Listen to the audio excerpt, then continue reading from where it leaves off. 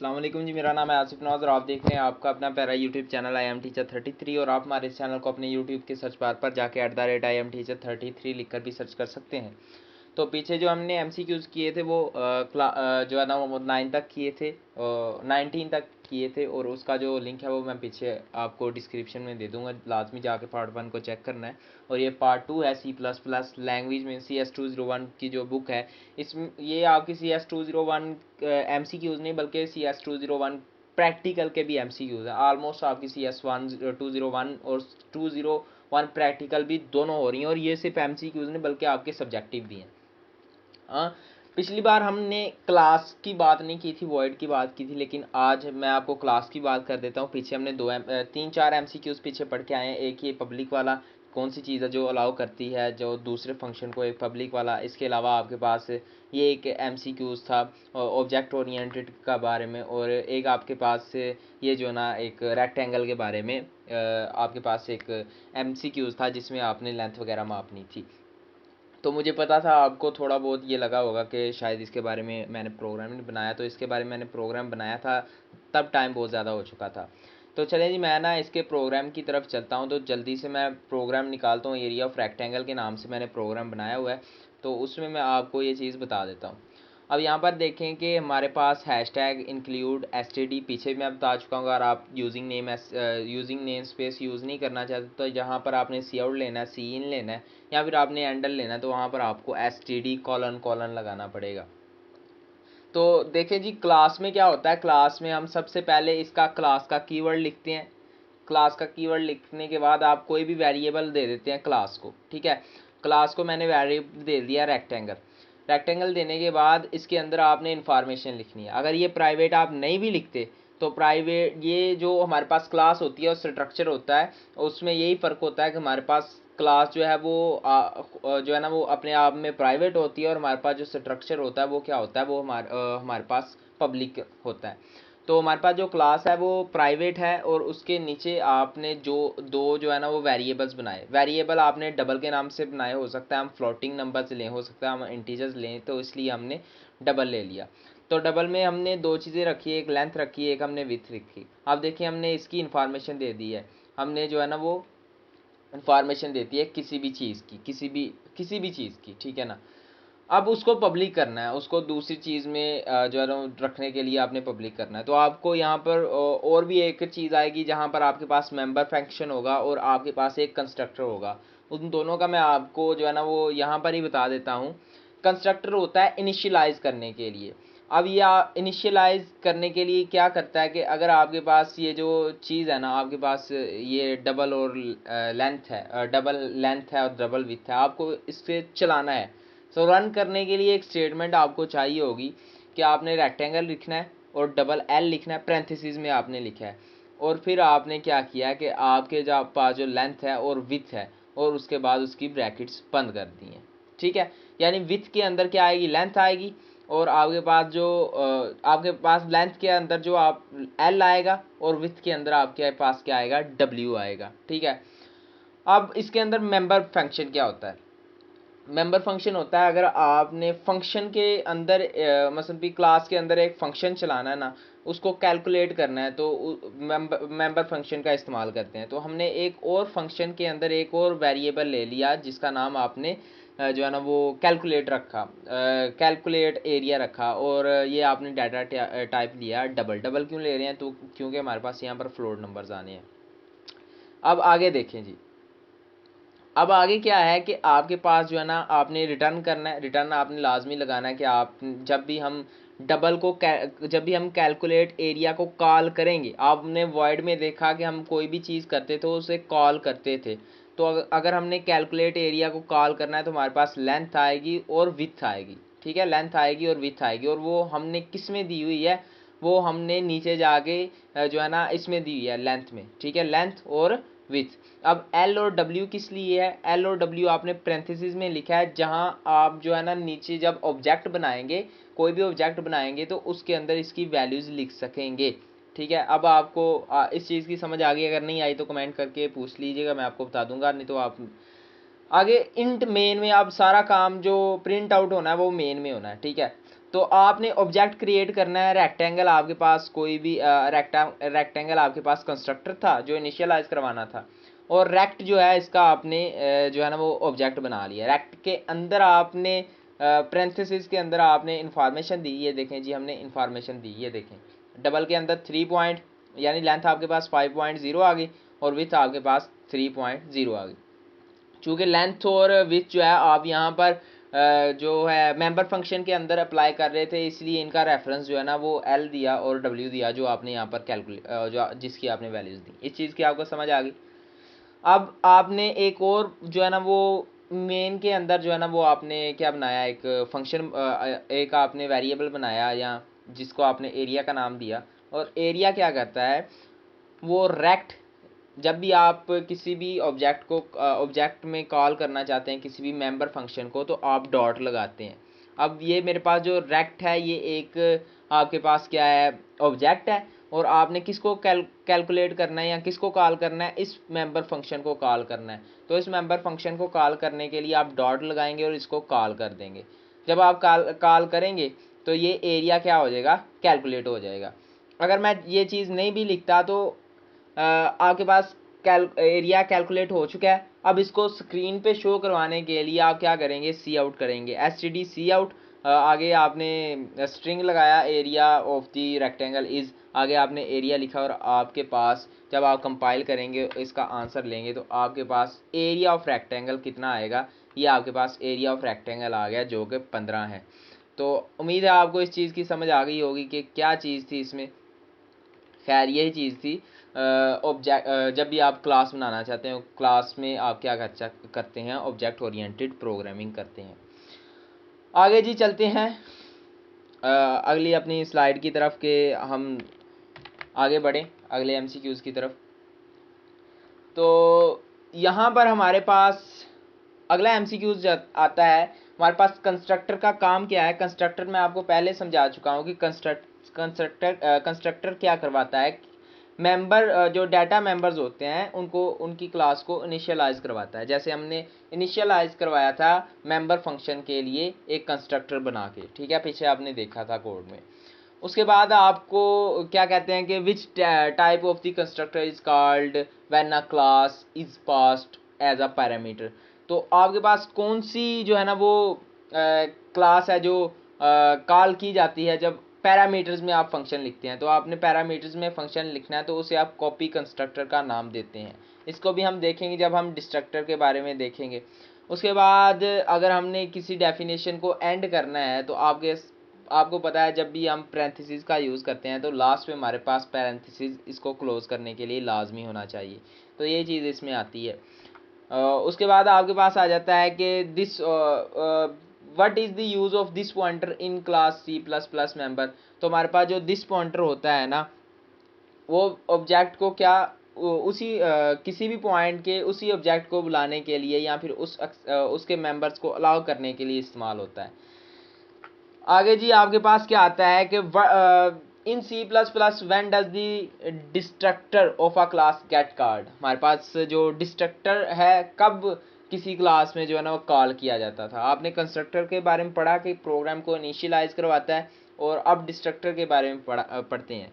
तो जब हमने अपना जो ऑब्जेक्ट है ना उसको ख़त्म करना होता है, मतलब भी आपके पास उसके स्कोप को ख़त्म करना होता है। स्कोप कैसे ख़त्म होता है, प्रिंथिसिस लगा के, जारी सी बात है। मतलब आप कह लें कि जब आपने प्रोग्राम को एंड करना होता है तो आप जो है डिस्ट्रक्टर का इस्तेमाल करते हैं। अब डिस्ट्रक्टर का क्यों इस्तेमाल करते हैं, ताकि जो आपके पास जो मेमोरी है ना वो ज़ाया ना हो। अगर आप डिस्ट्रक्टर नहीं लगाएंगे तो वो मेमोरी लेता रहेगा, जब तक वो रन होता रहेगा मेमोरी लेता रहे। तो इस तरह से हमारे पास बहुत सारी मेमोरी जो होती है वो एक प्रोग्राम ही जो है ना वो जज्ब कर लेता है।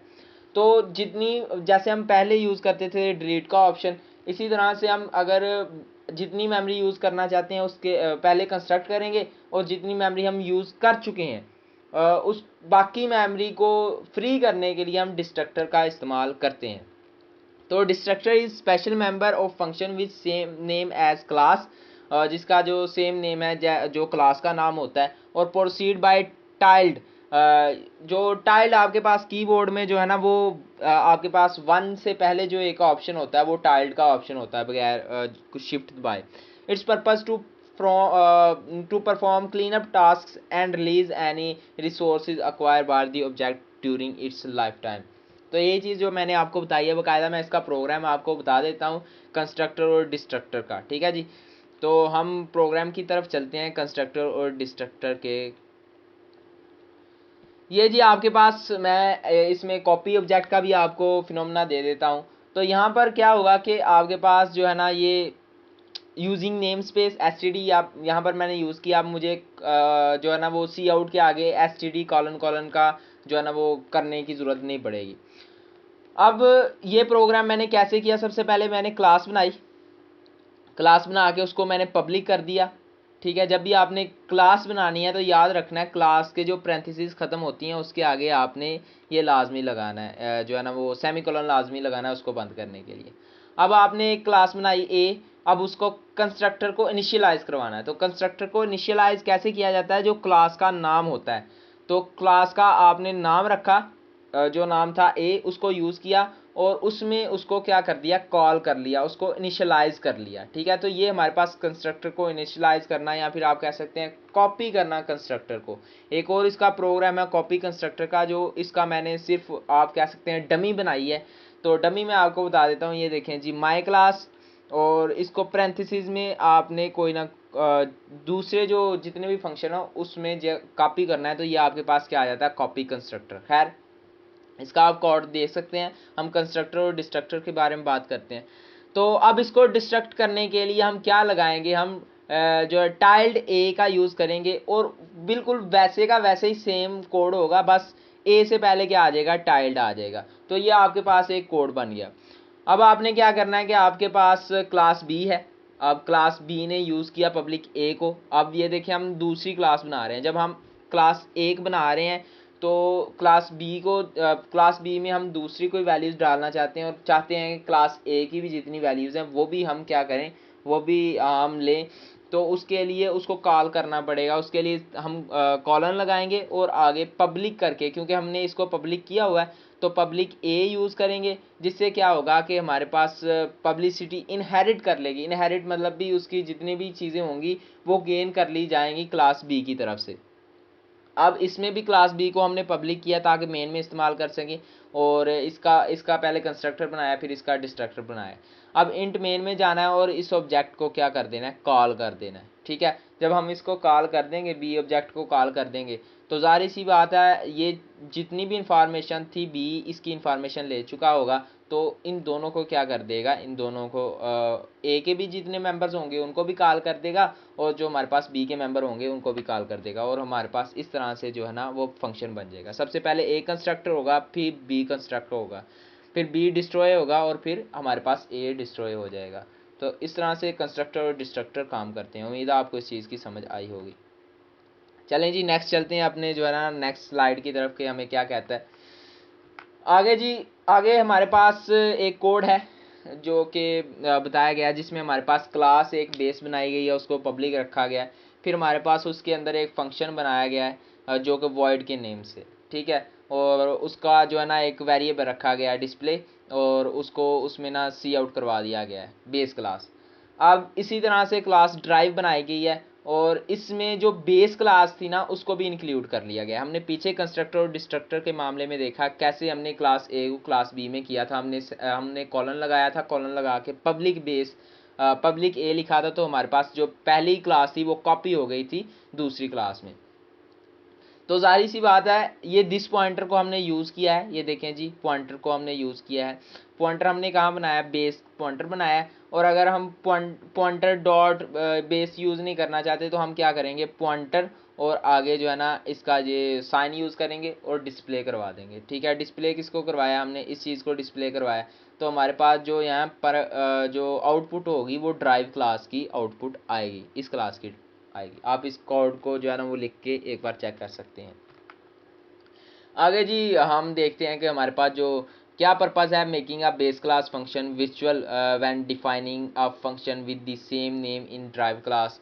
तो आप एक अगर वर्चुअल फंक्शन बना रहे हैं तो उसका क्या मकसद है कि आप ड्राइव क्लास में उसी फंक्शन को कॉल करवा रहे हैं। तो ये इन्श्योर करता है कि हमारे पास जो ड्राइव क्लास है ना, वो instead of base class function when using a pointer और रेफरेंस और टू द बेस क्लास, ये हमारे पास ड्राइव, हम कोशिश करते हैं कि हमारे पास जो ड्राइव क्लास है वो ड्राइव क्लास ही रहे, ना कि हम उसे बेस क्लास कह सकें जब भी हम रेफरेंस पॉइंटर का यूज़ करें या फिर जो है ना वो पॉइंटर रेफरेंस का यूज़ करें या फिर पॉइंटर का यूज़ करें। जैसे यहाँ पर हमने पॉइंटर का यूज़ किया था, पॉइंटर का यूज़ करके हमने जो है ना डिस्प्ले को जो करवाया था प्रिंट आउट, तो हमारे पास क्या आया था, ड्राइव्ड आएगा। और इसी तरह से हम क्या करते हैं कि हम एक वर्चुअल का इस्तेमाल करते हैं, वर्चुअल फंक्शन का इस्तेमाल करते हैं, जिसकी वजह से जो है ना हमारे पास जो ड्राइव फंक्शन है ना, दिस पॉइंटर या फिर रेफरेंस यूज़ करने से वो क्या रहेगा, वो ड्राइव फंक्शन ही रहेगा, वो बेस क्लास नहीं कहलाएगा। आगे जी हमारे पास रिलेशनशिप क्या है बेस क्लास में और एक ड्राइव क्लास में। तो हमारे पास जो ड्राइव क्लास है ना, is a specialised version of base class. हमारे पास जो ड्राइव क्लास है वो एक स्पेशलाइज वर्जन है किसका, बेस क्लास का। बेस क्लास वो है जो फर्स्ट पर बनती है, ड्राइव क्लास वो है जो हम दूसरे नंबर पर बनाते हैं, और उसके भी मेंबर, बेस क्लास के मेंबर्स भी ड्राइव क्लास में होते हैं। आगे जी वर्चुअल फंक्शन, आगे हमारे पास आ जाता है कि हमारे पास प्योर वर्चुअल फंक्शन क्या है।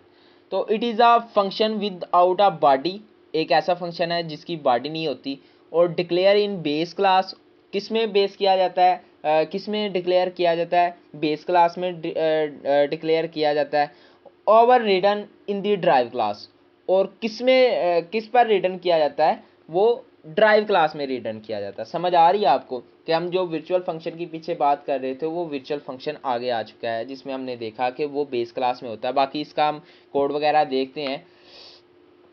आगे जी हम देखते हैं कि जो है ना वो इम्प्लीमेंट करने के लिए इनहेरिटेंस को, यानी अपनी जो इनहेरिटेंस यानी अपनी खासियत, अपने इनहेरिटेंस कहते हैं कि आपकी जो खासियत है, आपकी जो करैक्टरिस्टिक हैं, उनको जो है ना वो इम्प्लीमेंट करने के लिए, मल्टीपल इम्प्लीमेंट करने के लिए कौन सा कीवर्ड यूज़ होता है, ज़ाहिर सी बात है वर्चुअल। हमने पहले भी देखा है कि वो आइडेंटिटी को खोने नहीं देता वर्चुअल। तो यहाँ पर आपके पास जो है ना वो आउटपुट इसकी चाहिए, आपके पास एक वॉइड क्लास है जो कि ए है, फिर आपके पास बी क्लास उसने कॉपी की आपने पब्लिक करके उसको, तो वॉइड क्लास बी है, फिर आपने सी। तो ये हम पहले भी देख चुके हैं कि हमारे पास जो है ना यहाँ पर बी डिस्प्ले होगा अगर हम दिस पॉइंटर का यूज़ करेंगे। दिस पॉइंटर क्या करेगा कि उसकी आइडेंटिटी को खोने नहीं देगा। एक तो ये यूज़ है, एक हमारे पास वर्चुअल का यूज़ है। तो वर्चुअल का एक बार फंक्शन देख लेते हैं ताकि आपको उस चीज़ की भी समझ आ गई। अगर इस चीज़ की समझ नहीं आई तो इसकी दोबारा आप पूछ सकते हैं या फिर वीडियो को दोबारा रिपीट कर लें तो आपको समझ आ जाएगी। तो वर्चुअल फंक्शन की तरफ चलते हैं। तो ये हमारे पास वर्चुअल फंक्शन आ जाता है जी, वर्चुअल फंक्शन, हाँ। तो ये वर्चुअल फंक्शन है हमारे पास, इसको देख लेते हैं ज़रा क्या कहता है। अब हमारे पास क्लास क्या थी, शेप थी और पब्लिक। अब हमने देखा कि मेन क्लास में या बेस क्लास में हम क्या बनाते हैं, वर्चुअल बनाते हैं जिसकी कोई बॉडी नहीं होती। बॉडी कैसे बनेगी, बॉडी हमारे पास पेरेंथेसिस लगा के, वो ये जो करली ब्रैकेट्स हैं ये लगा के बनेगी। अब प्योर वर्चुअल फंक्शन क्या है, वर्चुअल, आगे हमने वॉइड लिखा, ठीक है, वॉइड से पहले आपने क्या लगा देना, वर्चुअल, तो वॉइड क्या बन जाएगा, वर्चुअल फंक्शन बन जाएगा। फिर आपने ड्रा करना है और हमारे पास कांस्टेंट क्या होगा, 0। अब ये हमारे पास ड्राइव क्लास आ जाती है। ड्राइव क्लास किसकी थी, हमारे पास सर्कल की थी, और सर्कल जो है ना वो हमारे पास पब्लिक, और पब्लिक लिया हमने शेप को अंदर रख लिया। अब वॉइड ड्रा कांस्टेंट ओवरराइड। अब ये दो चीज़ें थी जो हमने पीछे पढ़ी थी वर्चुअल फंक्शन वाले चीज़ में, कि हम क्या करते हैं, ओवरराइड किस में करते हैं, आके करते हैं इसमें ड्राइव क्लास में करते हैं, और उसको बनाते कहाँ हैं, उसे बेस क्लास में बनाते हैं। तो वॉइड ड्रा किया, जो हमने ये लिया था वॉइड ड्रा यहाँ पर लिया, और उसके पास क्लास को ओवरराइड किया और फिर उसकी बॉडी बनानी है, और इसको काउंट करना है, क्या करना है, ड्राइंग अ सर्कल, कि हम सर्कल बना रहे हैं। तो यहाँ यूजिंग नेम स्पेस एसटीडी नहीं यूज़ किया, इसलिए मैं सिर्फ एसटीडी कोलन कोलन का इस्तेमाल कर रहा हूँ, और यहाँ पर एंडल पर भी एसटीडी कोलन कोलन का इस्तेमाल कर रहा हूँ। अब फिर हमने क्लास ली स्क्वायर की। पहले हमने सर्कल की ली है और स्क्वायर की ली है। मैं दो चीज़ें यहाँ पर करना चाहता था। ड्राइव जो हमने बेस बनाई थी वो शेप बनाई थी, अब जो बेस है उसे सर्कल पे भी यूज़ किया, उसे स्क्वायर पे भी यूज़ किया। तो ये हमारे पास स्क्वायर हो गया, ड्राइंग अ स्क्वायर। अब आपने क्या करना है, आपने इंट मेन करना है। तो हमारे पास जो, अगर हम वर्चुअल इस्तेमाल कर रहे हैं तो हम जो है ना बेस क्लास या जो भी बेस क्लास है उसका ऑब्जेक्ट जो है ना वो क्रिएट नहीं कर सकते। जैसे कि हमारे पास शेप, हम शेप का ऑब्जेक्ट क्रिएट कर लें, शेप वगैरह, तो इस तरह से हम क्रिएट नहीं कर सकते। तो अब हम क्या करेंगे, हम सिंपल सर्कल लेंगे और सर्कल हमने इस चीज़ का नहीं करना, इस चीज़ शेप का नहीं हमने करना, हम सर्कल का जो हमारे पास जहाँ पर आ चुकी है ना, जिसकी आइडेंटिटी बन चुकी है, उसका हम ऑब्जेक्ट क्रिएट करेंगे। तो सर्कल का ऑब्जेक्ट क्रिएट किया और इस स्क्वायर का ऑब्जेक्ट क्रिएट किया। जब हम सर्कल को डॉट ड्रा करेंगे, यानी सर्कल ऑब्जेक्ट से हम ड्रा को क्या करेंगे, कॉल करेंगे। ड्रा हमारे पास क्या है, ये फंक्शन है, और इसको स्क्वायर को ड्रा करेंगे, स्क्वायर यूज़ करते हुए हम ड्रा को जो है ना वो कॉल करेंगे।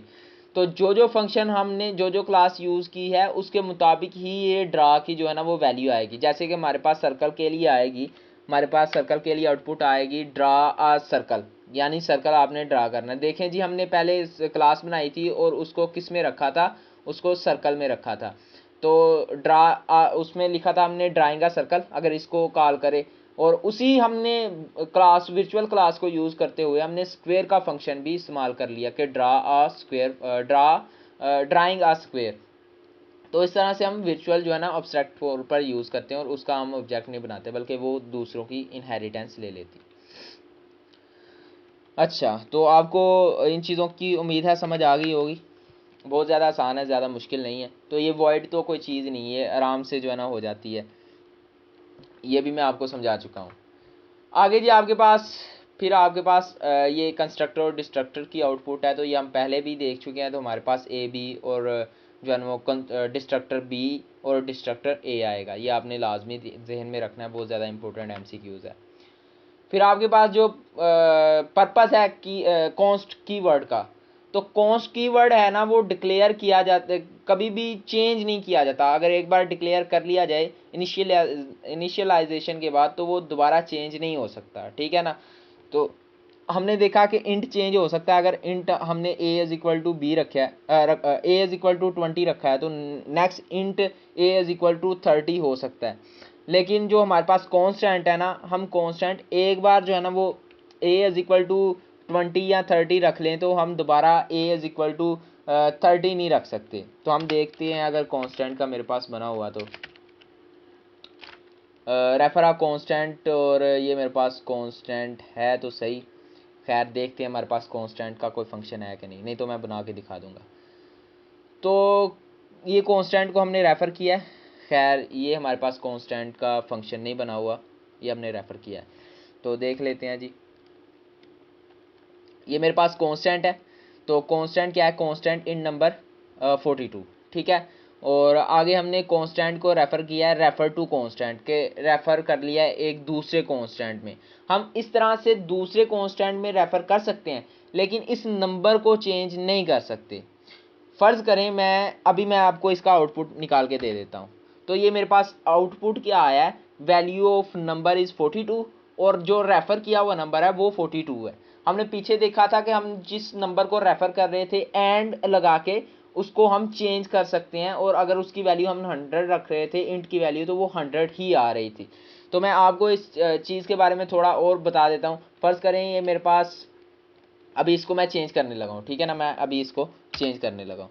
तो मैं इसको जो है ना वो कर देता हूँ इस तरह से। और अब मैं क्या करता हूँ कि अब मैं कॉन्स्ट इंट को जो है ना, कॉन्स्ट इंट को नंबर इक्वल रखता हूँ 45 के, यानी अब मैंने इसको चेंज कर दिया है। आपको पता है अगर हम इंट करते तो हमारे पास ये नंबर जो है वही वेरिएबल चेंज हो सकता था। तो अब हम इसको चेंज करते हैं, तो देखते हैं हमारे पास एरर तो नहीं आता। तो कंपाइल 9 किया, तो हमारे पास जो है ना डीबग कंसोल, तो ये हमारे पास जो है ना ये एरर आ जाएगा, पक्की बात है, ठीक है। तो अब मैं इसको करता हूँ, तो ये देखें कंपाइलर ऑन हुआ है, तो थोड़ी सी देर ले रहा है। तो यहाँ पर देखें कि कंपाइलर में आपके पास क्या आ गया है, एरर आ गया है। अगर यही मैं इंट इस्तेमाल करता हूँ, यहाँ पर मैं इंट इस्तेमाल करूँ, मैं कांस्टेंट का इस्तेमाल ना करूँ और इंट का इस्तेमाल करूँ, और अब मैं इसे क्या करता हूँ, इसे कंपाइल करता हूँ। तो कंपाइल करने से सॉरी यहाँ पर एरर आ रहा है, तो हाँ जी अब देखते हैं। देखें अब एरर कोई नहीं आया, अब बिल्कुल भी एरर नहीं आया। मैंने नंबर को चेंज किया है लेकिन हमारे पास एरर कोई नहीं आया। मैं आपको बता देता हूँ, देखिए नंबर हमारे पास 45 आ गया है, लेकिन यही मैं कांस्टेंट का इस्तेमाल करूँ तो हम नंबर को चेंज नहीं कर सकते। यही मैं कांस्टेंट का इस्तेमाल करूँ ना, कांस्टेंट का इस्तेमाल करूँ तो हम नंबर को चेंज नहीं कर सकते। ठीक है जी, कंपाइल कर देते हैं जी। कंपाइल कर देंगे तो ये देखें अब मैं इस नंबर को चेंज नहीं कर सकता। तो आपको इस चीज़ की समझ आ गई होगी कि जब भी हम जो है ना वो कांस्टेंट को चेंज करते हैं, कांस्टेंट को चेंज करने की कोशिश करेंगे तो वो हमें एरर देगा। इंट को चेंज करेंगे तो वो इंट चेंज हो जाएगा, लेकिन कांस्टेंट कभी भी चेंज नहीं होता। तो जब भी आपके सामने इस तरह का जो है ना वो आ जाए फंक्शन जिसमें आपके पास कांस्टेंट लिखा हो और आगे नंबर लिखा हो, तो आप वहाँ पर चेंज उसको आप चेंज नहीं कर सकते। तो ये चीज़ इसमें बताई गई है। और दूसरी बात मैं बता दूं कि इसका फ़ायदा यही है कि अगर आप इनिशियलाइज एक बार कर चुके हैं, उसके बाद आप हो सकता है किसी और नंबर को जो है ना वो डोनेट करना चाहें, तो हो सकता है आपसे गलती से वो नंबर लिखा जाए तो आप उसको चेंज कर सकते हैं। खैर ये थोड़ी कॉम्प्लेक्स हो जाती है, लेकिन आप इतना ही याद रखें कि आप कांस्टेंट को चेंज नहीं कर सकते। अगर आप रेफ़र भी कर देते हैं तब भी आप चेंज नहीं कर सकते। तो आपके पास डिफरेंस क्या है कांस्टेंट पॉइंटर में और पॉइंटर टू आ कांस्टेंट में। तो हमारे पास जो एक कांस्टेंट पॉइंटर है ना वो चेंज नहीं हो सकता इनिशियलाइजेशन के बाद। अगर आपके पास एक कांस्टेंट पॉइंटर हो गया, वो इनिशियलाइज किया है, तो वो चेंज नहीं हो सकता। जबकि हमारे पास पॉइंटर टू कांस्टेंट है ना, वो कांस्टेंट वैल्यू वो नहीं चेंज हो सकती। ठीक है, wheel a pointer to a constant value that can not be change. Constant pointer change नहीं हो सकता और हमारे पास जो कांस्टेंट पॉइंटर की वैल्यू थी पॉइंटर टू कांस्टेंट में, वो चेंज नहीं हो सकती। यानी अगर हमने एक पॉइंटर लिया और उसको कांस्टेंट कर दिया, उसी को कांस्टेंट कर दिया, तो वो हमारे पास पॉइंटर नहीं चेंज हो सकता, हम दूसरे के साथ उससे यूज़ नहीं कर सकते। लेकिन अगर एक कांस्टेंट वाली वैल्यू को, जैसे हमने जो कांस्टेंट इंट 8 लिया था वो कांस्टेंट वैल्यू बन चुकी है, उस वैल्यू को लेते हैं तो वो वैल्यू चेंज नहीं हो सकती। पॉइंटर चेंज हो जाएगा, वैल्यू चेंज नहीं हो सकती। तो इसका कोड आप खुद बना के देखिएगा, अगर नहीं आएगा तो मैं आपको बना दूंगा। अब आपके पास क्या वे है किसी भी एक्सेप्शन को हैंडल करने के लिए। तो हमारे पास कोई भी एक्सेप्शन आ जाए तो उसके लिए आप ट्राई कैच ब्लॉक का इस्तेमाल करते हैं। तो इसका भी हम प्रोग्राम जल्दी ही देखेंगे। तो ये आपके पास इंट मेन है जिसमें आप थ्रू करते हैं एक्सेप्शन को और फिर कैच करते हैं पॉइंटर का इस्तेमाल करते हुए, यहाँ फिर आप कहते हैं स्ट्रिंग का इस्तेमाल करते हुए 4 ई को, और ई को आप कैच कर लेते हैं। आपके पास क्या आएगा, आपके पास एक्सेप्शन जो है वो इसका आउटपुट आएगी। अब रीज़न क्या है, ट्राई ब्लॉक जो है ना वो थ्रू एक्सेप्शन जो है ना वो एक थ्रू एक्सेप्शन कंटेन करता है। तो इनसाइड जो ट्राई ब्लॉक है हमारे पास, जो इनसाइड होता है ट्राई ब्लॉक में, we explicitly through a C style string, हमारे पास जो एक सी स्टाइल स्ट्रिंग होती है एक्सेप्शन, उसको जो है थ्रू करते हैं एक यूजिंग कीवर्ड यूज़ करते हैं जिसका नाम है थ्रू। वैन ना एक्सेप्शन इज थ्रोन, जब हमारे पास जो सी टाइप स्टाइल स्ट्रिंग होती है जिसे हम एक्सेप्शन का नाम दे रहे हैं वो थ्रोन हो जाती है, the program jump to execution, तो हमारे पास जो प्रोग्राम होता है ना जंप कर जाता है एग्जीक्यूशन की तरफ, कैच ब्लॉक की तरफ। अब जो कैच ब्लॉक है वो इस तरह से डिज़ाइन किया होता है कि वो एक्सेप्शन को कैच करता है और एक कांस्टेंट लेता है जिसका आप नाम लेते हैं 4। ठीक है, यानी करैक्टर, और उसके साथ आप स्ट्रिंग लगाते हैं, which means it accept a C type style string as exception object, जिसका मतलब है कि आपके पास जो कांस्टेंट 4 स्ट्रिंग हो ना, वो सी टाइप स्टाइल की जो स्ट्रिंग होगी ना उसे लेगा। अब जो हमारे पास जो कैच ब्लॉक टेका, आपके पास जो भी आप आगे ई रख लें, पैरेंथेसिस में बी रख लें, जो भी आप रखना चाहते हैं उस मैसेज को, और इसकी वजह से हम क्या करेंगे, एक हमारे पास जो C style string as an exception होगा कैच ब्लॉक में, कैचेस उसको कैच करेगा और रिसीव करेगा और इसको पैरेंथेसिस में स्टोर कर देगा, किसमें, ई में, और हम सी आउट कर लेंगे स्टेटमेंट को कि ब्लॉक प्रिंट करेगा exception message which is exception, जो हमारे पास एक्सेप्शन होगी। और एग्जीक्यूशन के बाद कंटिन्यू टू रेस्ट कोड, हमारे पास जो रेस्ट कोड होगा केस में, उसकी तरफ जाएगा और सिंपली इसको रिटर्न कर देगा और हमारे पास टर्मिनेशन होगी। यहाँ पर वही चीज़ बताई गई है कि हमारे पास ट्राई एक है और हमारे पास कोई भी एक्सेप्शन आ जाती है जो सी टाइप है। तो सी टाइप हमारे पास ये स्ट्रिंग है, ये जब एक्सेप्ट हो जाएगी तो हमारे पास क्या होगी, थ्रू कैच ब्लॉक में जाएगी। कैच ब्लॉक में हमने स्ट्रिंग के लिए जो है एक कांस्टेंट रखा है, सी टाइप स्ट्रिंग के लिए जो कांस्टेंट चार स्ट्रिंग है, और उसके आगे आप कोई भी ई वगैरह लगा दें, वो इसको अपने अंदर स्टोर कर लेगा और आप आसानी से इसे सी आउट कर सकते हैं। तो इसका भी वैसे मैंने जो है प्रोग्राम बना के रखा हुआ है, लेकिन फिर भी अगर कोई चीज़ आएगी तो आप क्या डिफरेंट मल्टीपल कैच ब्लॉक्स बना सकते हैं डिफरेंट टाइप्स ऑफ एक्सेप्शन के लिए, यानी काफ़ी ज़्यादा आपके पास टाइप्स, पहले हमने सी टाइप स्ट्रिंग देखी, इस तरह कई टाइप हो सकती हैं स्ट्रिंग्स की, तो आप उनके लिए मल्टीपल बना सकते हैं। तो कहता है कि yes you can have as many catch blocks as needed, आप जितने चाहें उतने जो है ना वो कैच ब्लॉक बना सकते हैं। Each handling are different type of exception, हर एक जो है ना वो डिफरेंट टाइप एक्सेप्शन बनाएगा। चलें जी इसको देख लेते हैं अगर हमारे पास हुआ तो ये जी हम कैच ब्लॉक की तरफ चलते हैं।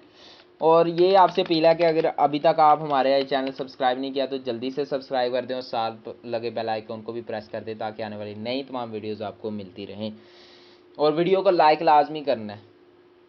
तो आपने इंट मेन पहले आपने जो ना ट्राई बनाया, ट्राई में आपने जो है ना वो क्या रखा कि आपने एक इंट एक्स रखा और एक इंट वाई रखा, और आपने इसका एक और जो है ना वो रिज़ल्ट बना लिया जो कि आपने ज़ीरो से बनाया, तो ये हमारे पास इन्फिनिटी पे चला जाता है।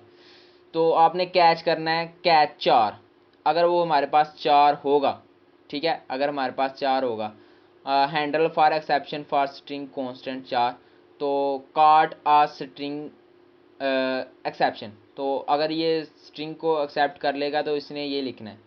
फिर आप कहेंगे ई एक्स हैंडल, तो आपने ई एक्स को क्या किया, सी आउट किया, इसी ई एक्स को अगर ये स्ट्रिंग सी टाइप होगी तो इसको अपने अंदर स्टोर करेगा।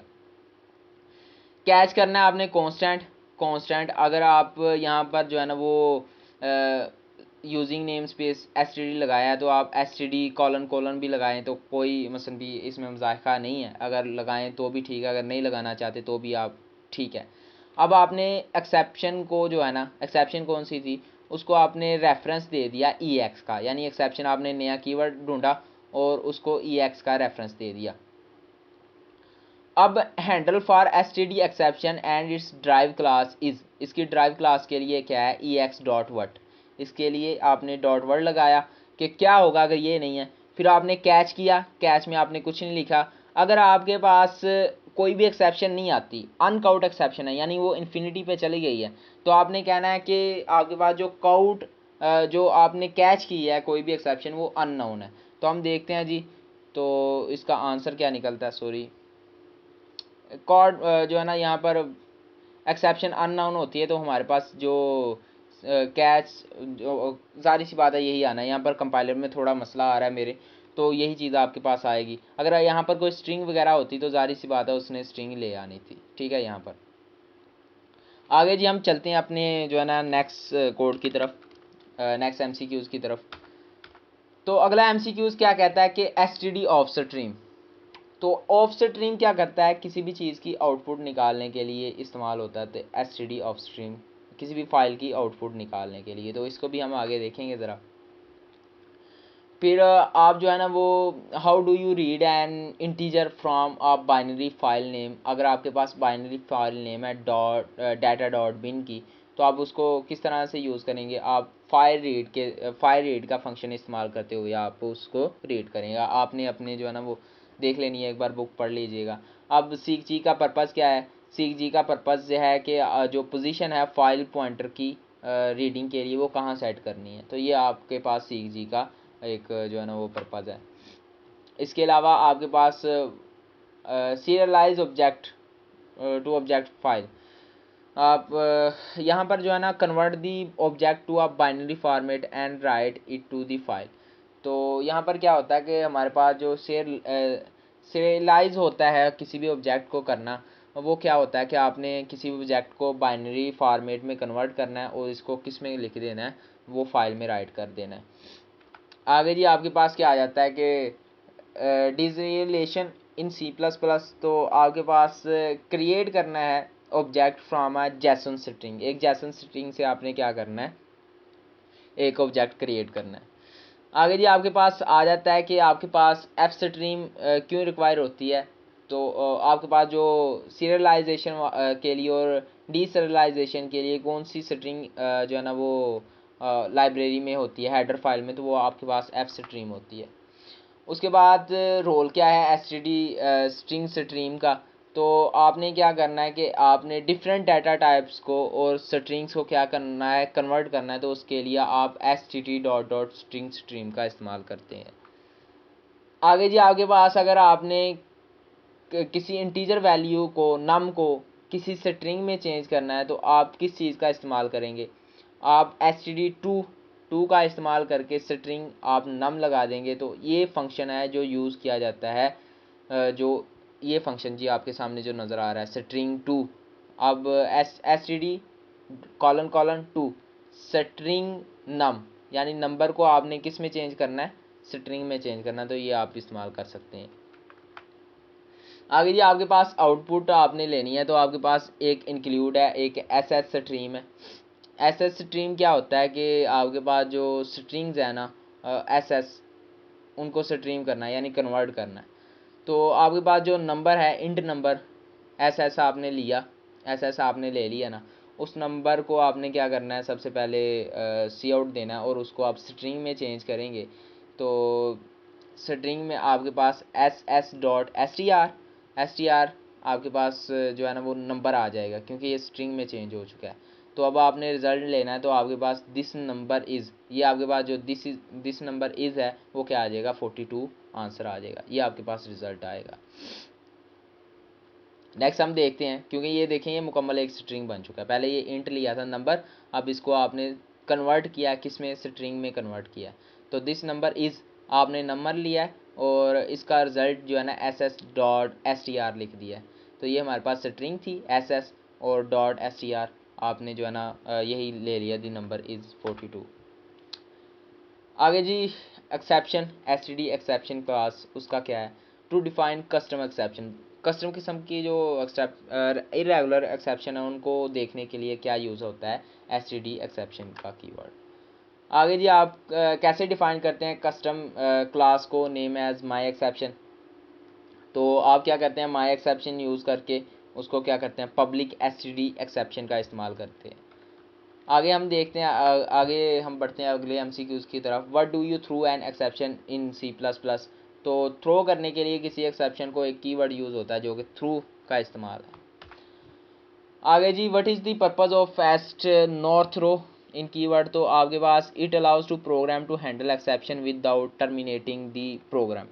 आपने किसी प्रोग्राम को बंद किए बगैर एक्सेप्शन को हैंडल करने में जो है ना वो अलाउ करता है इस चीज़ को। तो S T D not through का इस्तेमाल होता है, ठीक है जी, या नो थ्रू आप कह सकते हैं। अब ये देखें जी आपके पास एक मेमोरी एलोकेशन फील्ड। अब आपके पास एक प्रोग्राम है जिसमें हैशटैग इंक्लूड है, इंट मेन है, फिर आपने एक पॉइंटर लिया आर और इसको इक्वल रखा न्यू नो थ्रू इंट। आपके पास 1000 मसलन भी काफ़ी ज़्यादा डिजिट्स आ गए हैं। और फिर आपने क्या किया कि आपके पास जो ए आर है ना वो नल पॉइंटर के इक्वल हो जाए, नल पी टी आर के इक्वल हो जाए। तो आपने क्या कहना है कि आपके पास जो मेमोरी एलोकेशन है ना वो फेल्ड हो गई है। फिर आपने एंटर लगाना है, या फिर आपने यूज़ करना है कि आपके पास मेमोरी एलोकेशन जो है ना वो सक्सीड हो गई है। फिर आपने डिलीट का ऑप्शन इसलिए यूज़ किया ताकि अरेज जितनी मेमोरी घेर रही हैं उसके अलावा जितनी फालतू मेमोरी उनको डिलीट कर सके। तो ज़ाहिर सी बात है आपके पास ये नल पॉइंटर के इक्वल हो जाएगा। तो इक्वल होगा तो आपके पास आंसर क्या आएगा, मेमोरी एलोकेशन इज़ फेल्ड।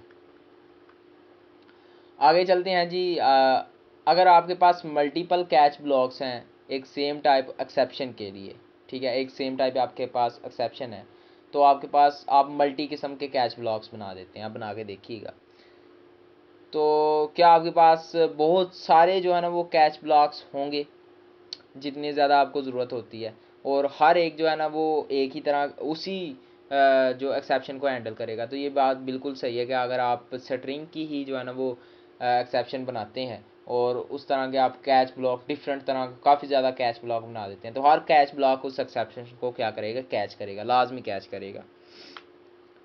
आगे जी आपके पास what is difference between dynamic binding run time जो पॉलीमरिज्म जिसे कहते हैं, और स्टैटिक बाइंडिंग जिसे आप कंपाइल टाइम पॉलीमरिज्म कहते हैं। तो इसमें आपके पास सी वाला है कि डायनामिक जो binding allow selection of function at run time based on the object actual type wheel the static binding is resolved eight compile time. कहता है हमारे पास जो डायनामिक बाइंडिंग होता है वो क्या करता है कि वो अलाउ करता है कि वो सिलेक्ट करे किसी भी फंक्शन को रन टाइम के ऊपर जो कि एक्चुअल ऑब्जेक्ट की टाइप होती है। और दूसरी तरफ हमारे पास जो स्टैटिक बाइंडिंग होती है वो क्या करता है, कंपाइल टाइम को रिजॉल्व कर देता है, ख़त्म कर देता है। What is the purpose of declare of virtual function in the base. तो ये क्या करता है कि ड्राइव क्लास को अलाउ करता है कि वो ओवरराइड कर ले जो बेस फंक्शन है उसको, और अचीव करे पॉलीमरिज्म रन टाइम, यानी मुख्तलिफ किस्म का रन टाइम वो अचीव कर ले। जैसे हमने पीछे जो है ना वो वर्चुअल फंक्शंस बनाए थे, और एक ही फंक्शन से हमने मुख्तलिफ दो किस्म की ड्राइव क्लासेस जो है ना वो ली थी, और वो क्या करता था कि वो शेप जो है ना वो क्रिएट करता था, एक बार सर्कल की और एक बार स्क्वायर की। आगे जी in C plus plus can class have both virtual and non virtual function. तो जी बिल्कुल हमारे पास वर्चुअल फंक्शन भी हो सकते हैं और नॉन वर्चुअल फंक्शन भी हो सकते हैं। इसकी मैं आपको एग्जांपल दे देता हूँ कि हमारे पास वर्चुअल और नॉन वर्चुअल फंक्शन कौन कौन से हैं। तो अगर मेरे पास ये प्रोग्राम बना हुआ तो वर्चुअल फंक्शन और नॉन वर्चुअल फंक्शन तो इसको आप छोड़ दें। खैर आप MCQs ही कर लें। आपकी बुक पे जो है ना इसकी एक ज़ाहिर सी बात है आपके पास इसकी जो है ना एक एग्जाम्पल भी होगी कोई ना कोई, तो आप वहाँ से कर सकते हैं, कोई इसमें मुश्किल नहीं वर्चुअल और नॉन वर्चुअल फंक्शन में एज एन MCQs। आगे बहुत ज़्यादा टाइम हो चुका है। और अब एब्स्ट्रैक्ट क्लास कौन सी है, ऐसी क्लास जो इनिशिएटेड होती है और जो है वो प्योर फंक्शन इस्तेमाल नहीं करती, उसे एब्स्ट्रैक्ट क्लास का नाम देते हैं। आप किसी प्योर वर्चुअल फंक्शन को कैसे डिफाइन कर सकते हैं, आपको पता ही है प्रिंथिसिस के बगैर होता है। तो आप इसी तरह से आपके पास ए वाला है जो उसको फंक्शन को आप जो है ना वो कर सकते हैं। अब आप ऑब्जेक्ट किसी भी अब्स्ट्रैक्ट क्लास में ऑब्जेक्ट कैसे क्रिएट करते हैं, तो सारी सी बात है एक अब्स्ट्रैक्ट क्लास है तो उसमें कोई भी ऑब्जेक्ट क्रिएट नहीं हो सकता। आगे जी हमारे पास पर्पस क्या है टाइप आईडी का। तो टाइप आईडी जो है ना वो वेरिएबल रन टाइम पर जो है ना वो फाइंड करती है किसी भी टाइप के जो है वेरिएबल्स को। आगे जी आपने आउटपुट निकालनी है इसकी, तो आउटपुट क्या निकलेगी, ज़ाहिर सी बात है आपके टाइप इन्फो आपने लगाया है तो आपके पास एक्स और वाई है, और एक्स जो है 10 है और वाई जो है ना वो डबल है। तो आपने टाइप इन्फो निकालनी है। तो आप जब पहले का आप यूज़ करेंगे एक्स का, type info X dot name और type ID Y dot name, तो आपके पास जो आईडी निकलेगी पहले की वो आई निकलेगी, यानी ये इंटीजर है, और दूसरे की जो निकलेगी वो वाई निकलेगी, यानी ये डी निकलेगी, यानी ये क्या है, डबल है। तो ये आप इस तरह से टाइप आईडी का यूज़ करते हुए क्या कर सकते हैं, किसी भी डाटा टाइप को ढूंढ सकते हैं कि वो उसकी जो है पहचान कर सकते हैं। तो आपके पास जो है ना वो टाइप आईडी जो है ऑपरेटर जो है यूज़र डिफाइंड क्लासेस को इस्तेमाल यूज़ कर सकता है। तो जी हाँ ये बिल्ट इन जो डाटा टाइप्स हैं उनको भी इस्तेमाल कर सकता है, और जो यूज़र डिफाइंड डाटा टाइप्स हैं उनको भी यूज़ कर सकता है, क्लासेस वगैरह। आगे जी आपके पास what is difference between static binding and dynamic binding. तो आपके पास स्टैटिक बाइंडिंग क्या है कि जो रिजॉल्व हो जाए कंपाइल टाइम पर, और ये रेगुलर फंक्शन जो हम कॉल करते हैं उस पर, और हमारे पास जो रिजॉल्व होती है वो डायनेमिक होती है, वो रिजॉल्व होती है रन टाइम पर और वर्चुअल फंक्शन जब कॉल किए जाएँ तभी। आगे जी हमारे पास keyword use to access the base class function from the drive class. अगर आपने कीवर्ड यूज़ करना है एक बेस फंक्शन को जो है ना वो ड्राइव करने के लिए एक ड्राइव क्लास से जिसको वो ओवर रिटर्न कर चुका है, तो आप बेस कीवर्ड ही यूज़ करेंगे। आगे जी आपके पास पर्पस क्या है str यूनिक ptr का पॉइंटर का, जो कि स्मार्ट पॉइंटर है।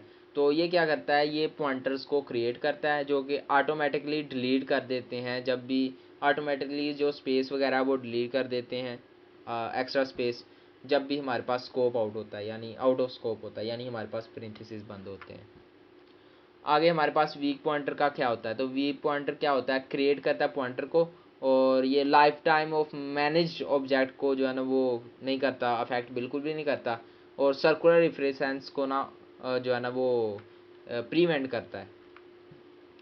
आगे हमारे पास एग्जांपल क्या है किसी भी ऑब्जेक्ट फंक्टर की, तो a class object that overloads the parenthesis, हमारे पास जो ओवरलोड कर ले पेरेंथेसिस ऑपरेटर को, वो हमारे पास क्या कहलाती है, वो हमारे पास फंक्टर्स कहलाती है।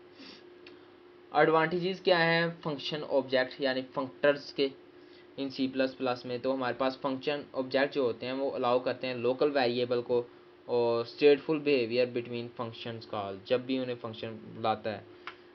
आगे जी आपके पास ये जी आपके पास एक फंक्शन है जिसकी आपने आउटपुट देखनी है, तो इसकी आउटपुट देख लेते हैं।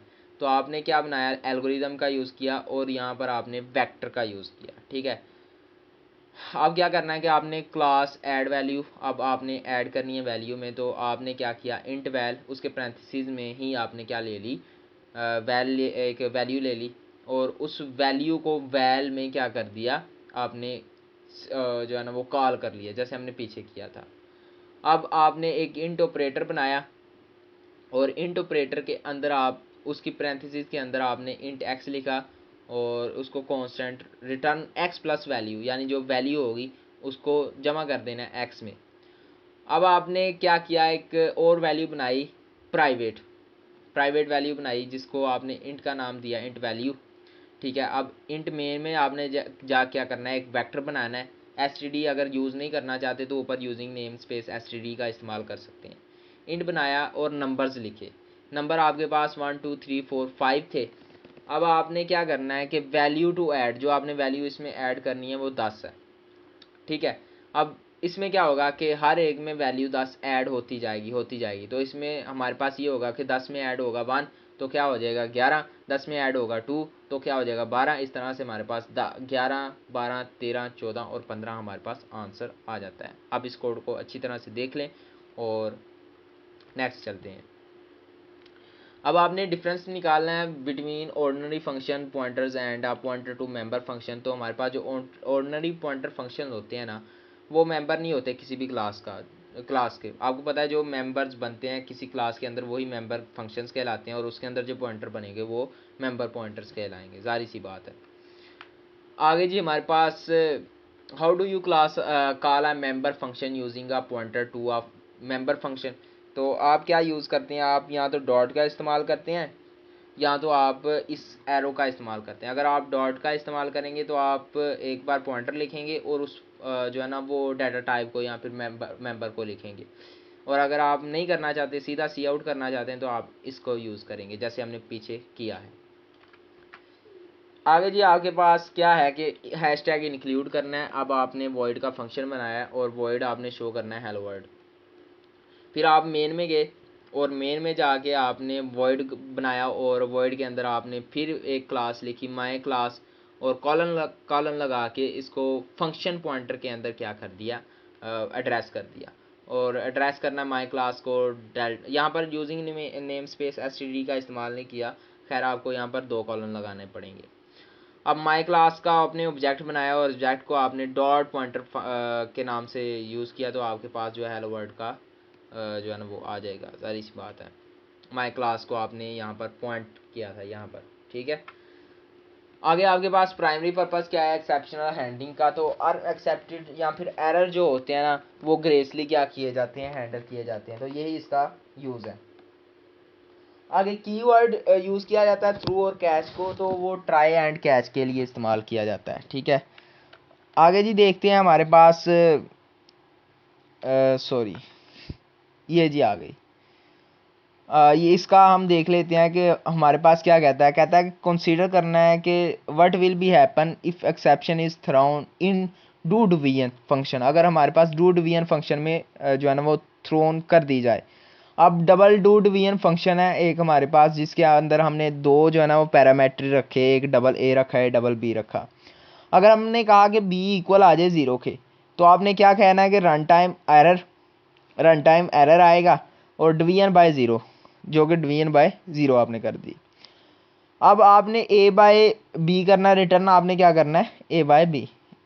अब आप इंट मेन में गए और आपने दो फंक्शंस बनाए एक्स और वाई, और आपने कहा कि दो नंबर्स को आपने क्या करना है कि आपने एंटर करना है। हम दो नंबर्स को एंटर करेंगे, साइन इन यहाँ पर लगाएंगे। अब ट्राई का फंक्शन हमने बनाया, ट्राई का फंक्शन बनाना है कि अगर हमने डबल रिजल्ट निकालना है डबल यूज़ करते हुए, और डो डिवीजन के पैरामेट्रिक्स में एक्स और वाई को पुट कर देना है, और हमने सी आउट करना है रिजल्ट को, रिजल्ट लिख देना है। तो नेक्स्ट आपके पास आ जाएगा कि अगर आपने कैश करना है और एक्सेप्शन निकालनी है, एक्सेप्शन वर्ड, अगर एक्सेप्शन नहीं निकलती, एरर निकलता है, तो आपने क्या करना है, उसको हैंडल कर देना है, ख़त्म कर देना है। तो ये क्या होगा, प्रोग्राम जो है ना वो कंटिन्यू होगा, एग्जीक्यूट करने के बाद कैच हो जाएगी एक्सेप्शन और डिस्प्ले होगा एरर मैसेज। तो यहाँ पर हमारे पास मैसेज क्या होगा, एरर जो है ना वो डिस्प्ले होगा। नेक्स्ट आपके पास क्या आता है कि you should use are try block without a catch. तो when you want to handle all exception using a global exception handler, जब आप एक ग्लोबल जो एक्सेप्शन हैंडलर है उसको यूज़ करें तो आप बगैर कैच के भी इसको इस्तेमाल कर सकते हैं ट्राई ब्लॉक को। तो ये थे जी आज तक हमारे जितने भी सारे एमसीक्यूज़ थे, और मुझे पता है कि मैं जो है ना वो प्रैक्टिकल ज़्यादा नहीं करवा पाया। कई ऐसे प्रोग्राम थे जिनके प्रैक्टिकल बनता था करवाना, और मेरे पास था भी, लेकिन वक्त की कमी से मैं प्रैक्टिकल नहीं करवा पाया। और अगर आप चाहते हैं प्रैक्टिकल्स की एक अलग वीडियो आए तो मुझे कमेंट में लाजमी बताएं, और वीडियो को लाइक करें और ज़्यादा से ज़्यादा इस चैनल को शेयर करें। मिलते हैं अगली वीडियो में, तब तक के लिए अल्लाह हाफिज़।